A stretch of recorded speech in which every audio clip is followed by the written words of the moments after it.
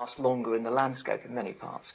I'll forget the Reformation in the Britain, of course we tore more down, but in many parts of the world. But there isn't a spiritual cell in my body, you know. I think we forget that we're living on this little blue jewel floating in all of that blackness at a unique moment in even our planet's history. And we are conscious enough to be able to see and enjoy all of that beauty. How on earth can we countenance destroying it? And yet here we are. Well, that's what made me set my alarm clock 15 minutes earlier this morning. That's what gets me out of bed. I can't countenance it being destroyed. I've got to get up, stand up for that natural world. You know, I've got to be the voice of the song thrush and the voice of the poisoned eagle and, you know, the voice of that oak tree which is being cut to facilitate a vainglorious railway project. We have to end there, but Chris Packham, thank you so much for being on Hard Talk. Pleasure, thank you.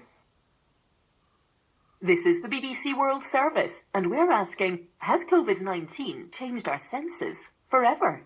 Sight, sound, smell, taste, and touch in the context of a pandemic. Back in April, 4 radio producers across Europe started to think about this. It could be described as a revolution of the senses. We started collecting stories and exchanging experiences. I hate the fact it was socially acceptable for strangers to kiss and hug you hello. If the pandemic puts an end to that, I'm delighted.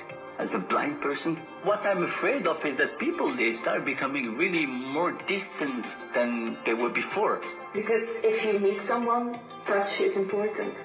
Yeah. How do we make sense of our new lives? Revolution of the Senses at bbcworldservice.com/documentaries.